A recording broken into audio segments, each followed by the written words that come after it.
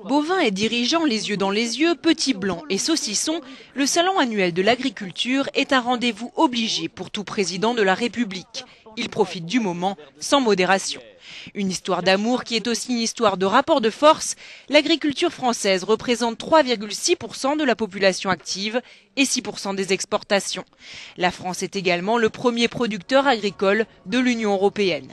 Une puissance verte donc qu'il s'agit de défendre, quitte à brandir la menace de veto sur les négociations à l'OMC.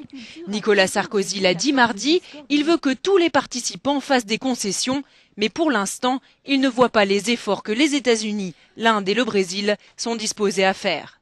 Le cycle de Doha a commencé en 2001, mais depuis l'an dernier, il est gelé.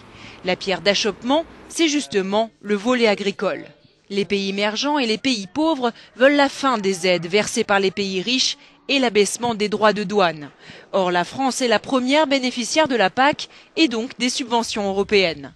C'est le pays qui souhaite le moins voir disparaître ce privilège. Les pays du Nord, eux, réclament que le Sud ouvre son marché à leurs services et produits industriels. Sarkozy a d'ailleurs affirmé qu'il n'était pas prêt à échanger l'agriculture contre les services.